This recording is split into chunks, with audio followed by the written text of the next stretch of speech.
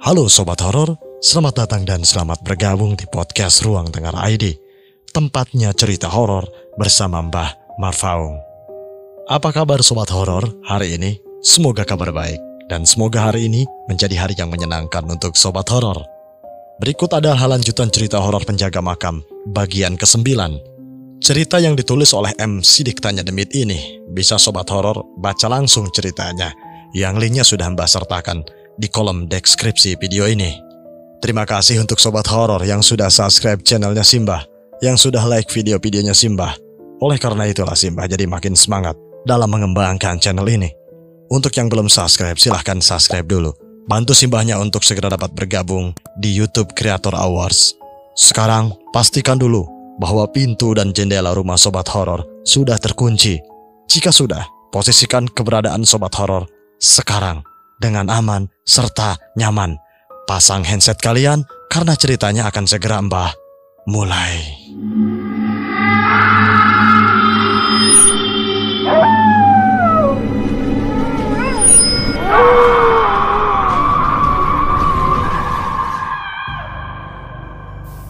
Pemakaman Bukit Indah.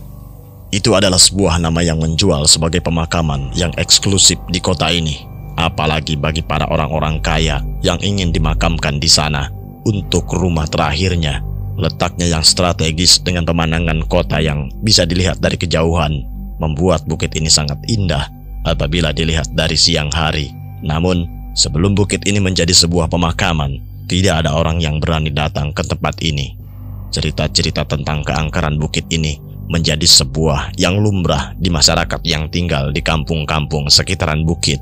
Mereka yang hidup lama tinggal di sana merasa enggan untuk datang atau melewati bukit itu ketika malam tiba. Cerita tentang sosok penunggu bukit yang seringkali muncul dan meneror siapa saja yang melewati bukit itu di sore hari atau menjelang maghrib seringkali menjadi perbincangan dari para warga. Apalagi para warga seringkali menemukan potongan tubuh manusia yang tergeletak begitu saja di sana. Potongan tubuh manusia yang berupa tulang belulang itu seringkali muncul secara tidak sengaja. Hal itu sering sekali ditemukan oleh para warga yang ingin mencari rumput untuk ternak-ternak mereka. Meskipun begitu, mereka tidak tahu ada misteri apa di sana. Cerita tentang Ki Sukma Baraja yang dieksekusi di bukit itu pun seolah-olah terlupakan, karena para leluhur mereka tidak menceritakan kejadian itu kepada keturunannya. Hanya sebuah bukit angker dengan banyak sekali penampakan potongan tubuh manusia yang mereka kenal tentang bukit itu. Dan itu juga hanya menjadi cerita menyeramkan di kampung sekitar bukit tanpa pernah diketahui oleh orang-orang yang ada di luar kampung pada saat itu. Waktu pun berlalu dengan cepat, entah dari mana datangnya. Ada seorang yang datang dan membeli bukit tersebut dengan kekayaan yang dia miliki. Sosok itu dekat sekali dengan penguasa, sehingga dia bisa mengatur pembelian atas bukit tersebut untuk dijadikan sebuah pemakaman eksklusif yang dikhususkan oleh orang kaya. Entah apa yang ada di dalam pikirannya ketika membeli bukit tersebut. Namun dengan kedekatannya dengan para orang kaya yang ada di kota, juga dengan para penguasa yang mengatur kota tersebut, membuat pemakaman itu langsung diminati oleh mereka.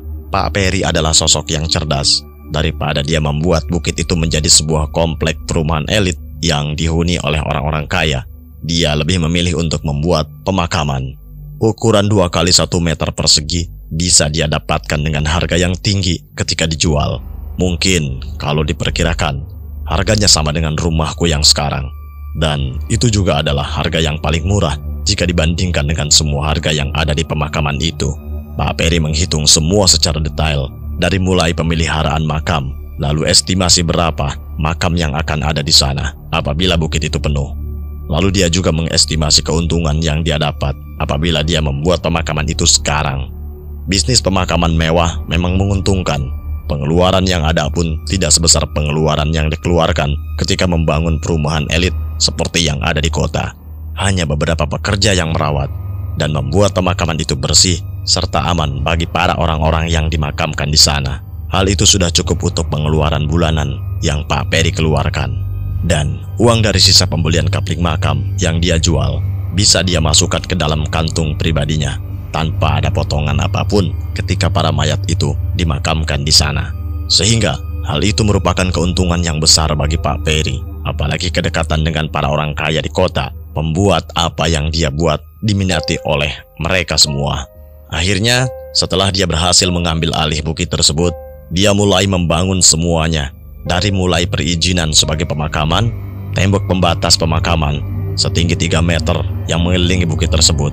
Lalu dia juga mulai membagi beberapa blok dengan harga yang berbeda di setiap bloknya. Dia juga mulai mendekati para pemilik rumah sakit yang ada di kota, mencoba mempromosikan pemakamannya kepada para pasien VIP yang ada di rumah sakit tersebut. Tentu saja, ada bonus yang akan mereka terima apabila para pemilik rumah sakit itu berhasil memakamkan para pasiennya di sana. Dan tentu saja hal itu merupakan angka yang besar untuk kantong pribadi mereka. Semuanya berjalan lancar. Semua planning sudah direncanakan dengan sempurna. Bahkan kini bukit itu secara perlahan berubah menjadi sebuah tempat yang baru bagi para mayat yang akan dimakamkan di sana. Bukit itu direnovasi agar terlihat menarik. Mobil dan alat berat masuk dan merapikan semua yang ada di sana tanpa terkecuali. Mereka mulai mengukur tanah, membuat dinding sesuai gambar yang ada, lalu membersihkan pepohonan dan semak-semak yang menutupi bukit hingga bersih. Pembersihan itu berjalan selama beberapa hari. Para pekerja dituntut harus bekerja cepat karena jadwal launching pemakaman tersebut sudah ditentukan. Namun ketika para pegawai mulai membabat semak-semak tinggi yang menutupi bukit di sana, tiba-tiba terjadi sesuatu.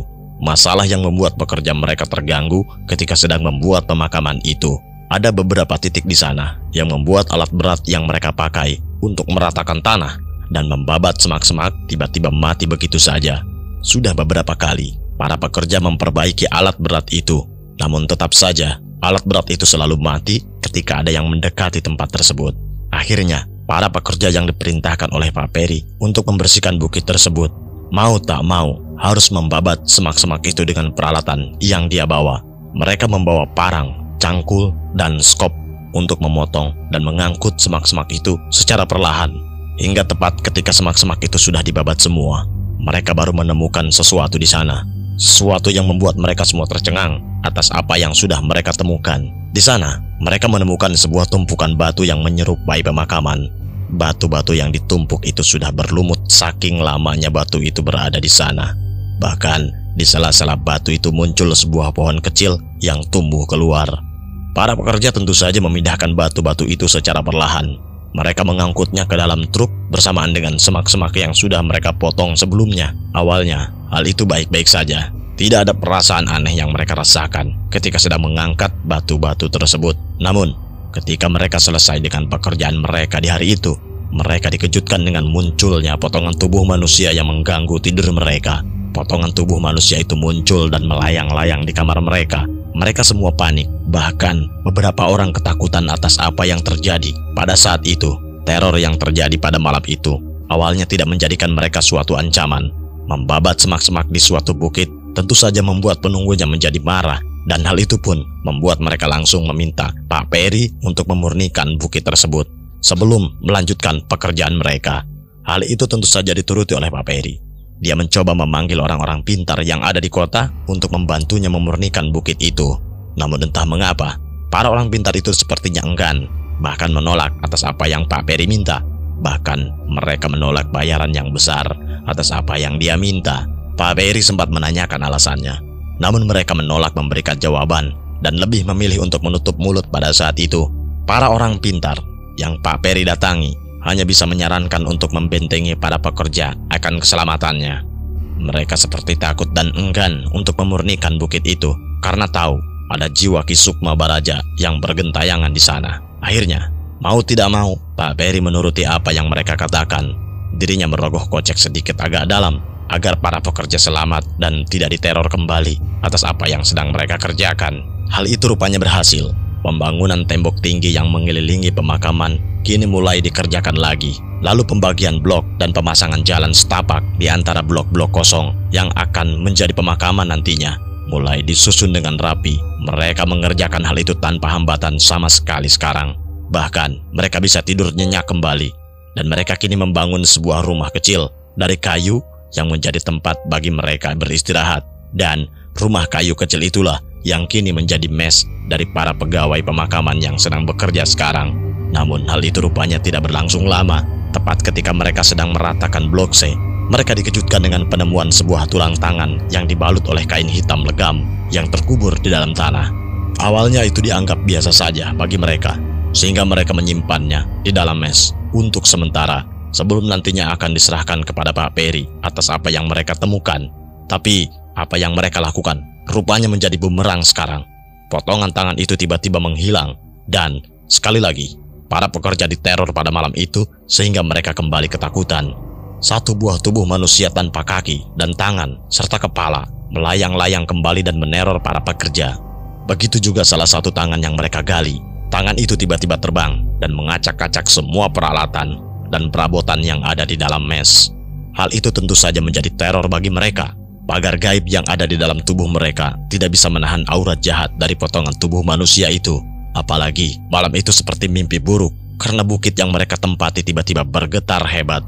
Bukit itu langsung berkabut dan menutupi semua pandangan dari para pegawai yang berada di sana. Sehingga para pegawai langsung ketakutan. Mereka berlari tunggang langgang dengan keadaan panik ketika meninggalkan bukit itu yang kini menjadi mengerikan. Entah hilang kemana mereka semua. Namun yang pasti, pemakaman itu kini ditinggal oleh para pekerja yang bekerja di sana. Sehingga ketika Pak Peri datang di pagi harinya, dia melihat bukit itu dalam keadaan kosong dan kondisi mes yang berantakan. Pak Peri hanya bisa menggelengkan kepala atas pemandangan tersebut. Dia sendiri menemukan kejanggalan dari bukit ini, sehingga para pegawai yang bekerja di sana kini melarikan diri. Pak Peri tidak bisa memanggil orang-orang pintar yang ada di kota. Semuanya sudah menolak permintaan Pak Peri karena mereka tahu bahwa hal ini akan terjadi. Pak Peri tidak kehilangan akal. Dia mencari lagi orang pintar yang bersedia untuk memurnikan bukit ini dengan bayaran yang tinggi bagi mereka. Dia akhirnya mencari orang-orang itu hingga keluar kota, bahkan hingga ke kota yang terjauh dari tempat dirinya tinggal. Banyak yang tertarik dan banyak pula yang menolak permintaan Pak Peri pada saat itu. Dia mencari yang terbaik dari yang terbaik untuk membantunya memurnikan bukit itu agar segera bisa dipakai menjadi pemakaman mewah sesuai yang dia mau. Akhirnya, setelah seminggu lebih mencari, Pak Peri kembali datang ke bukit itu dengan membawa salah satu orang pintar yang terlihat meyakinkan. Dia adalah Abah Warsa, seseorang paranormal yang terkenal di kota sebelah. Beberapa kali dia bisa membantu orang-orang yang kesulitan. Beberapa kali pula dia membantu orang-orang yang menginginkan jabatan atau kekayaan yang bisa menaikkan derajatnya. Atas koneksi yang Pak Peri miliki, akhirnya Abah Warsa mau membantu Pak Peri. Nampaknya Abah Warsa tidak tahu sejarah tentang bukit, sehingga dia menuruti apa yang Pak Peri minta. Apalagi Abah Warsa dijanjikan uang yang banyak jika berhasil memurnikan bukit itu dengan kesaktian yang dia miliki. Kini Pak Peri dan Abah Warsa akhirnya duduk di depan sebuah dekat rumah kayu kecil yang dijadikan mes oleh para pekerja. Gelapnya malam di bukit tersebut tidak menyurutkan niat Pak Peri agar bisa memurnikan bukit tersebut. Atas gangguan yang terjadi di sana, bukit yang awalnya akan dijadikan pemakaman elit kini terlihat sepi karena tidak ada satupun pegawai yang mau bekerja kembali. Setelah kejadian itu, Abah Warsa dengan cekatan membakar beberapa dupa dan ditancapkan di tanah. Mulutnya komat kamit sambil menggelengkan kepalanya ke kiri dan ke kanan. Kedua tangannya dengan hati-hati mengambil suatu serbuk yang dia bawa dari kantong kecil yang dia gantungkan di pinggangnya. Lalu serbuk-serbuk itu dia taburkan di atas dupa yang terbakar itu. Hal itu tentu saja membuat asap yang keluar dari dupa itu menutupi mereka berdua sebelum akhirnya menghilang dan bercampur dengan kegelapan. Bah, apakah Abah yakin bisa memurnikan bukit ini? Tanya Pak Peri yang penasaran atas apa yang dilakukan Abah Warsa pada saat itu. Shh, kamu tidak akan mengerti. Pokoknya diam saja dan terima beres atas apa yang aku kerjakan, jawab Abah Warsa dengan nada yang pelan. Abah Warsa merasa terganggu dengan apa yang Pak Peri tanyakan. Bahkan Abah Warsa menatap dengan tatapan yang tajam ke arahnya. Sebuah asap tebal yang terus-menerus mengepul ke atas. Secara perlahan, asap tebal itu menutupi bukit itu secara perlahan, seperti sebuah kabut yang muncul dari atas sana dan membuat pandangan Pak Peri terbatas pada malam itu. Hawa dingin pun terasa oleh Pak Peri, seperti ada hembusan angin tipis yang menusuk kulitnya dari berbagai sisi, sehingga tubuhnya bergetar hebat. Bukit yang kini gelap gulita dan tertutup oleh kabut itu kini mendadak hening. Bahkan Pak Peri tidak mendengar suara jangkrik atau serangga malam yang sering kali muncul di saat-saat seperti ini. Bahkan Abah Warsa yang kini duduk di depannya terlihat menghilang oleh tebalnya kabut itu, sehingga membuat dirinya ingin segera beranjak dari sana. Namun ketika dia ingin mengangkat tubuhnya, tiba-tiba dak, dak, dak, terdengar salah satu tangan dari Abah Warsa yang menggebrak tanah yang ada di depan dupa itu. Hal itu tentu saja membuat Pak Peri yang awalnya duduk di belakang langsung berdiri dan mendekati Abah Warsa. Meskipun tubuh Abah Warsa sempat tertutup kabut dan tidak bisa terlihat oleh kedua matanya, tapi Pak Peri akhirnya bisa mendekatinya ketika dia mendengar suara tangan dari Abah Warsa yang menggebrak tanah dengan sekuat tenaga. Tak lama kemudian, Pak Peri melihat salah satu tangan Abah Warsa terlihat seperti sedang mencabut sesuatu yang ada di tanah di depannya. Terlihat juga 2 buah pisau yang sudah berkarat tiba-tiba muncul begitu saja dari tangannya. Pisau itu seperti pisau dapur pada umumnya. Hanya gagang pisaunya saja yang dibalut oleh kain kafan yang sudah kotor dengan banyak bercak darah kering di kain kafannya. Abah Warsa kembali terdiam. Dia sedikit menggelengkan kepalanya ketika dia mengangkat 2 pisau itu. Abah Warsa menghela napas panjang. Bahkan salah satu tangannya terlihat memegang keningnya, seperti mengingat sesuatu yang membuatnya melakukan hal itu. "Geningan jelema ieu teh aya di dieu. Ternyata manusia ini ada di sini," kata Abah Warsa dengan wajahnya yang sedikit pucat sambil menunduk pelan. "Ki," kata Pak Peri yang tiba-tiba memanggil Abah Warsa yang terlihat sedang menunduk sekarang. "Ada apa? Kenapa menunduk?" tanya Pak Peri yang penasaran. Pak Peri yang bingung atas apa yang Abah Warsa lakukan hanya bisa terdiam. Dia hanya melihat Abah Warsa yang tertunduk dan beberapa kali membakar rokok, lalu membiarkannya habis, tidak tersisa di depan mereka berdua. "Tidak apa-apa, aku hanya kaget," jawab Abah Warsa sambil sedikit memalingkan wajahnya ke arah Pak Peri. "Yang pasti, aku hanya bisa berusaha saja sekarang. Kita tidak tahu akhir dari apa yang kita lakukan akan seperti apa. Apakah kita bisa selamat atau tidak? Itu tergantung apa yang akan kamu lakukan nantinya." Abah Warsa yang sedikit memalingkan wajahnya ke arah Pak Peri kini kembali tertunduk dan membakar rokok yang telah habis terbakar di depan mereka.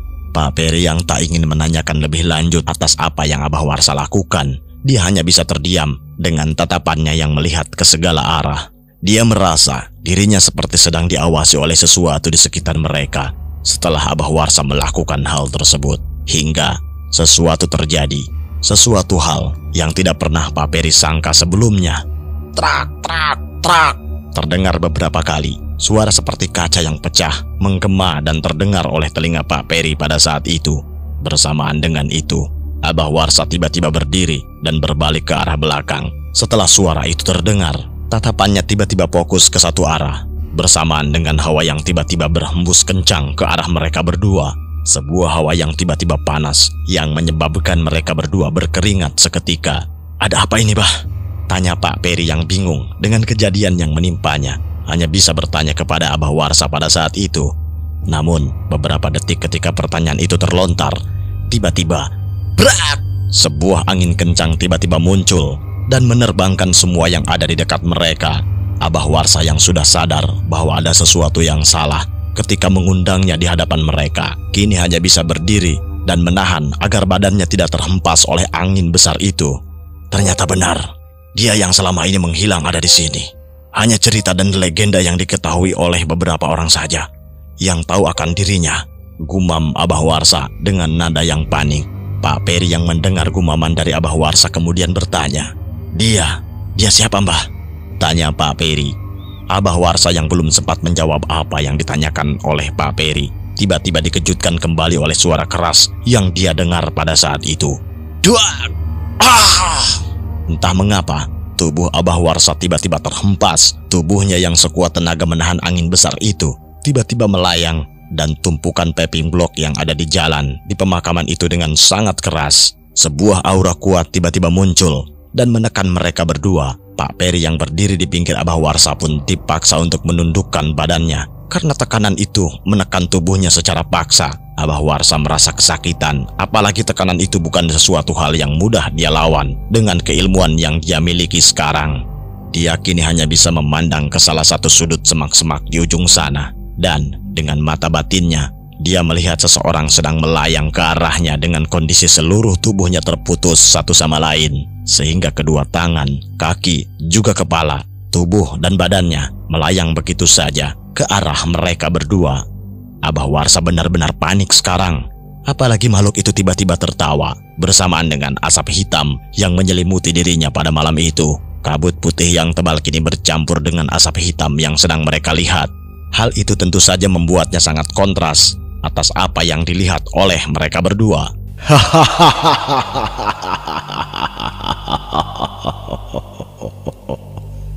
Makhluk itu terus-menerus tertawa. Dia seperti sedang mempermainkan Pak Peri dan Abah Warsa dengan asap putih yang menutupi bukit itu sekarang. Suara tertawanya menggema ke seluruh bukit. Suaranya sangat nyaring, membuat Pak Peri merasa ketakutan. Bahkan saking kencangnya suara tersebut sehingga Pak Peri terpaksa menutup kedua telinganya pada malam itu.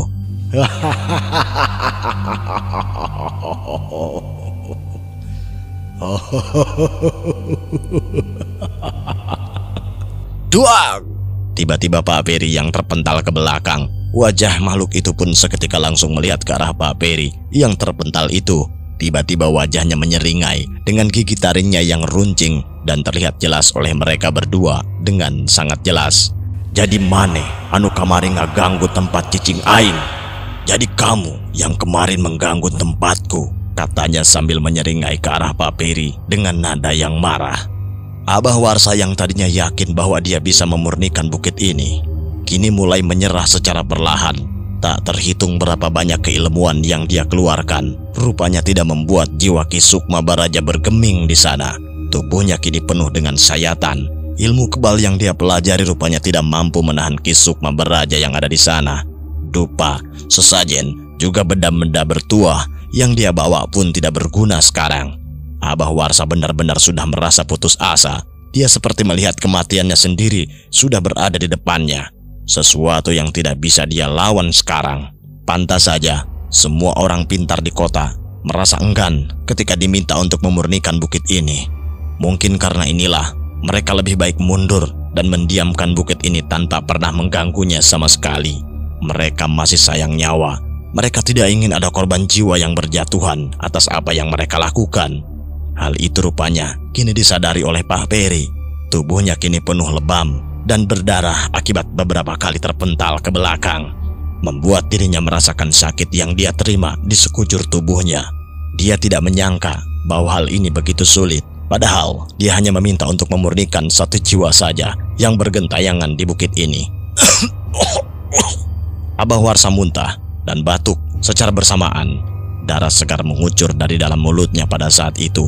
Dia benar-benar pasrah sekarang. Dia sudah menyerah atas apa yang dia lakukan. Melawan dirinya tanpa persiapan sama saja dengan bunuh diri. Cerita tentang dirinya yang menghilang selama ratusan tahun, namanya kini muncul kembali dalam benaknya. Dia kini hanya bisa duduk terdiam dengan tubuhnya yang penuh luka. Kabut tebal yang menutupi bukit membuat pandangannya terbatas. Begitu pula dengan Pak Peri. Baju kemeja yang dia pakai pun robek akibat tersangkut oleh semak-semak yang berduri di ujung sana. Beberapa kali dia terpental akibat benturan energi dari Abah Warsa dan Ki Sukma Baraja, membuat dirinya terpental dan terluka pada saat itu. Dia tidak bisa melihat di mana Abah Warsa pada saat itu. Kabut tebal yang muncul membuatnya hanya bisa melihat warna putih yang menutupi sekelilingnya. Napas mereka berdua terengah-engah, tubuhnya pun bergetar hebat. Bahkan Pak Peri berpikir untuk meninggalkan tempat ini dan membatalkan semua rencananya. Sehingga akhirnya sesuatu pun terjadi tanpa disangka-sangka. Kabut yang menutupi bukit itu tiba-tiba menghilang dalam sekejap. Langit yang awalnya berwarna putih kembali menjadi menghitam bersamaan dengan bintang dan juga bulan sabit yang muncul kembali di langit malam. Di sana, Pak Peri melihat Abah Warsa terlihat sedang bersujud di depan salah satu bayangan hitam yang melayang di depannya. Jaraknya yang terlalu jauh membuat dirinya tidak bisa melihat dengan jelas bayangan itu.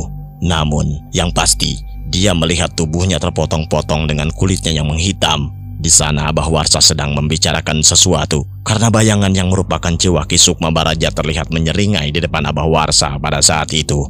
Hingga akhirnya jiwa Ki Sukma Baraja tiba-tiba mengangguk. Salah satu kepalanya tiba-tiba terbang mendekati Pak Peri yang pada saat itu masih terduduk di atas tanah dengan tubuhnya yang penuh memar. Jadi maneh anu ndek nyen pemakaman di dia. Jadi kamu yang mau membuat pemakaman di sini, kata Ki Sukma Baraja dengan wajahnya yang menyeringai. Alus. Urang pasti ndek nyen maneh duaan salamet. Malah urang bakalan mere maraneh kabengharan jeung kebahagiaan anu teu disangka-sangka. Maneh bakal mantuan urang nepi ka waktu anu geus ditentukeun, di mana urang teu kudu nyieun perkara narik jiwa jelema lamun aya jelema anu dimakamkeun di dieu. Bagus. Aku pasti akan buat kamu berdua selamat. Bahkan aku akan memberikan kalian kekayaan dan kebahagiaan yang tidak disangka-sangka. Kamu bakal bantu aku hingga waktu yang ditentukan, di mana aku tidak perlu membuat perkara untuk menarik jiwa manusia kalau ada manusia yang dimakamkan di sini. Kepala Ki Sukma Baraja tiba-tiba mendekati wajah Pak Peri dengan sangat dekat, hanya beberapa sentimeter dari kepala Pak Peri pada saat itu, sehingga dia sendiri bisa melihat bagaimana wajahnya yang menghitam dengan sorot mata yang tajam, daging-dagingnya yang busuk dengan baunya yang menyengat, juga rambutnya yang menghitam yang sudah lengket satu sama lain. Wajahnya benar-benar menakutkan. Pak Peri tidak bisa berbuat apa-apa, hanya bisa membuat matanya terpejam karena saking takutnya melihat kepala dari Ki Sukma Baraja dari dekat pada malam itu. Tapi kata Ki Sukma Baraja yang kembali tertawa, lamun maneh ngelanggar janji ieu, maneh, keluarga maneh, indung bapa maneh, jeung turunan maneh meluput ti aing, hirup maneh bakal kesiksa. Maneh bakal milih bae daripada kudu hirup ku teror aing.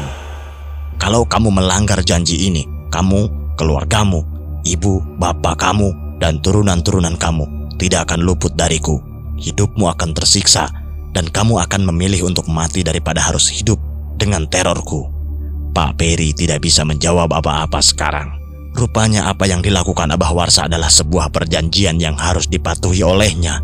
Abah Warsa yang sudah pasrah tiba-tiba melakukan sebuah perjanjian dengan Ki Sukma Baraja.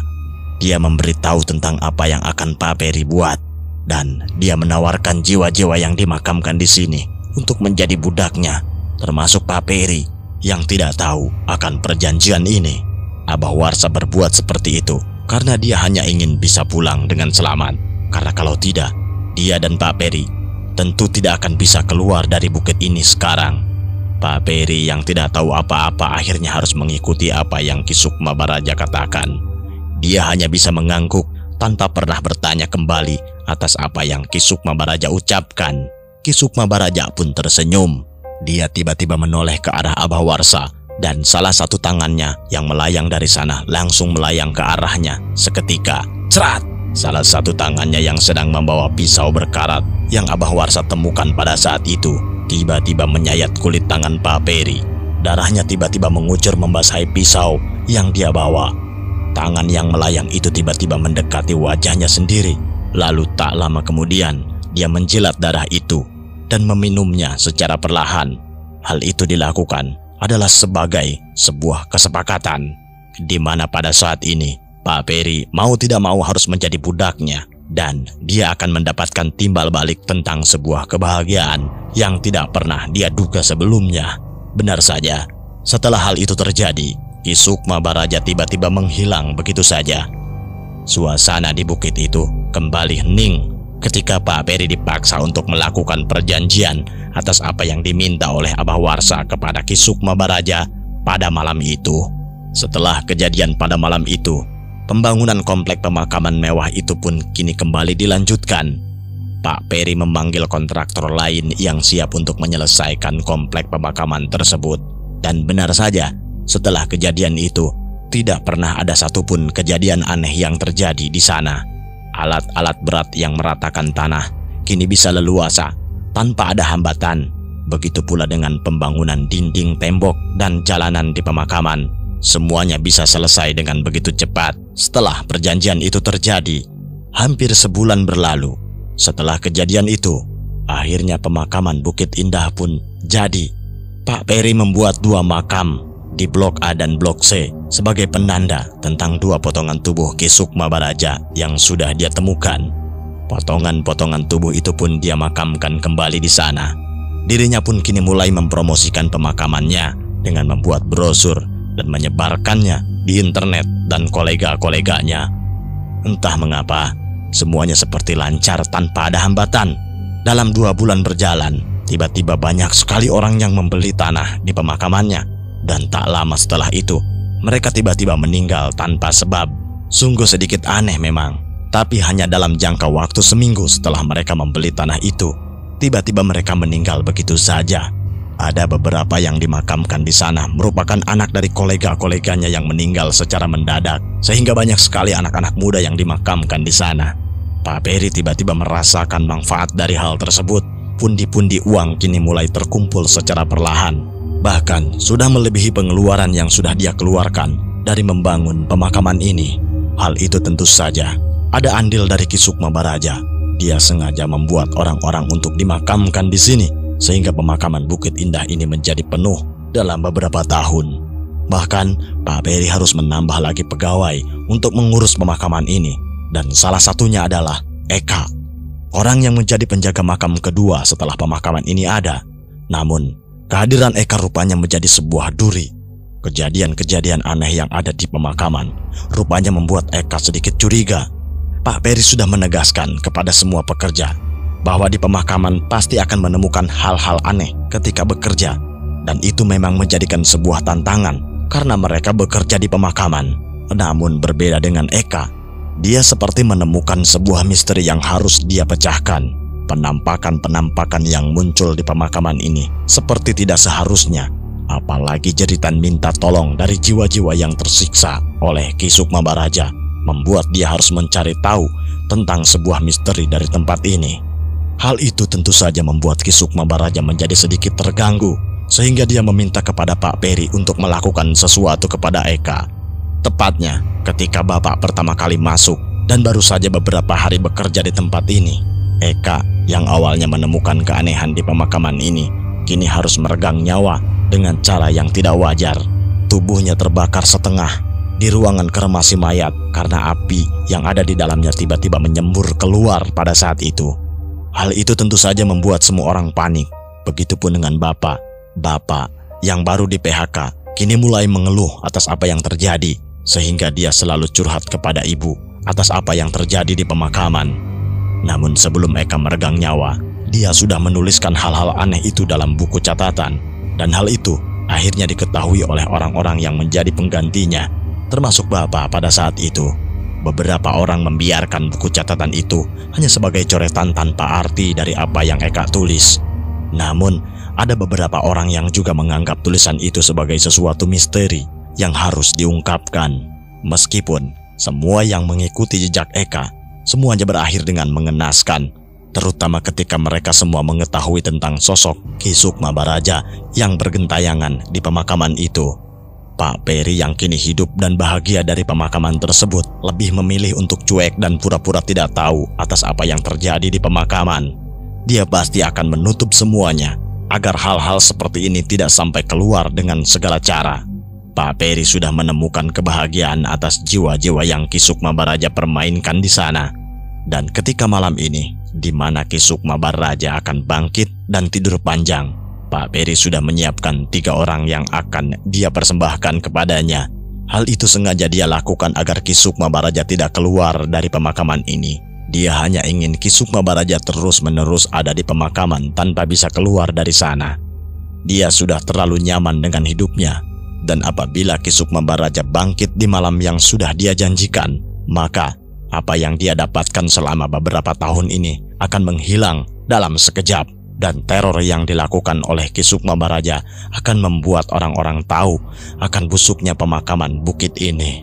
Aku yang mengikuti Ari yang masuk ke dalam mes, seperti tidak menyadari bahwa ada sesuatu di luar sana. Di sana aku kembali berkata kepada Ari atas apa yang harus kita lakukan selanjutnya. Ari berkata bahwa kita harus menemukan potongan tubuh itu dan memberikannya kepada keluarga besarnya. Masalah mereka akan melakukan apa untuk potongan tubuh itu, kita hanya bisa menyerahkannya dan keluar dari pemakaman ini. Jajang yang ada di belakang kita berdua hanya mengangguk pelan tanpa menjawab apapun. Dirinya dan Ari masih belum bisa saling berbaikan satu sama lain.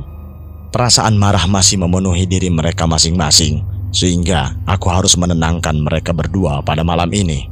Ya sudah, aku mendapatkan petunjuk atas apa yang kita lakukan sekarang. Apa yang kita cari ada di semak-semak blok D itu rupanya. Berada di bawah pohon yang letaknya agak masuk ke dalam. Sehingga kita pada malam ini harus mencarinya, kataku. Jajang dan Ari seketika langsung melihatku dengan seksama. Mereka seperti heran atas apa yang aku katakan pada saat itu. Ari yang berada di depanku bahkan berkata, "Tahu dari mana informasi itu, Jang?" Aku hanya tersenyum dan berkata bahwa hal itu sepertinya tidak penting untuk mereka ketahui. Yang pasti, bagaimana kita akan mencari potongan tubuh itu? Karena selain di semak-semak di blok D, ada salah satu lagi yang harus kita gali dan letaknya ada di mes ini. Aku berkata seperti itu sambil menenangkan mereka semua sekarang. Bahkan aku memisahkan mereka dan berkata, seseorang harus mencari potongan tubuh itu di sekitar mes sendirian, sambil berkata bahwa kita harus berpencar untuk mencari sisa potongan itu. Jajang yang masih belum bisa mempercayai Ari atas apa yang dia katakan, tiba-tiba berkata kepadaku, "Kamu dan Ari saja yang ke blok D. Aku saja yang menjaga mes sambil mencari petunjuk di mana sisa potongan itu dimakamkan di sini," katanya sambil menunjuk Ari pada saat itu. Ari yang berjalan di depanku hanya mengangguk dan tidak menjawab apapun. Dia sepertinya sudah tidak ingin berdebat lagi dengan Jajang. Bahkan dia lebih memilih untuk diam dan masuk ke dalam kamar mes untuk menunjukkan apa yang sudah dia temukan pada saat itu. Potongan kepala dengan kulitnya yang berwarna hitam kini dia perlihatkan ketika Ari kembali keluar dari kamar. Potongan kepala itu adalah potongan kepala dari Ki Sukma Baraja. Entah mengapa, potongan kepala itu tidak menjadi tulang belulang seperti potongan tubuhnya yang lain. Kulitnya yang menghitam, rambutnya yang lepek dan bau, juga urat-urat yang masih terlihat jelas dari kulitnya yang keriput, memberikan kesan seram ketika aku melihatnya. Ini yang aku dan saudara-saudaraku temukan ketika mereka sedang bekerja di tempat ini. Dan hal ini sudah menjadi rahasia kita dari para pekerja, bahkan dari bapakmu dulu, Jal, kata Ari sambil memperlihatkan potongan manusia itu. Kamu ingat, Jal, bahwa waktu itu aku ingin menceritakan sesuatu dan mengajakmu untuk ke kamar ketika pertama kali kamu masuk kerja di sini. Awalnya aku akan memberitahukan tentang hal ini, tapi aku lebih memilih untuk diam karena aku takut kamu akan shock atas kenyataan yang aku ceritakan. Tapi aku harus menemukan beberapa potongan lagi karena aku melihat dua makam yang ada di blok A dan blok C sudah digali, entah oleh siapa, ketika aku datang ke sini di pagi hari tadi. Ari berkata kepadaku sambil mengeluarkan sebuah potongan tangan yang lainnya yang dibungkus oleh kresek hitam. Jajang yang melihat itu hanya terdiam. Sorot matanya masih tajam ketika Ari mengeluarkan potongan tubuh itu. Asal kamu tahu, Ri, yang di blok A dan blok C adalah aku. Aku yang ingin menuntaskan hal ini karena aku tidak mau ada korban-korban lagi seperti bapaknya si Ijal, kata Jajang yang tiba-tiba pergi ke arah kamar dan membawa bungkusan kresek yang dia ikat dengan tali tambang yang sangat kencang. Aku awalnya akan mencari potongan tubuh yang lain, tapi semuanya buntu karena tidak ada petunjuk. Aku hanya menggali kedua makam ini karena melihat si Ijal dan Wawan yang ketakutan dengan teror yang tidak pernah terjadi sebelumnya. Dia memberikan kresek hitam itu kepadaku. Aku membuka kresek itu dan menemukan sebuah tulang tangan dan satu tulang kaki yang terbungkus dengan kain kapan putih di dalamnya. Aku hanya bisa menggelengkan kepala ketika melihat beberapa potongan Ki Sukma Baraja yang sudah mereka temukan. Hanya tinggal dua potongan tubuh lagi yang harus kita temukan sebelum keluar dari pemakaman ini.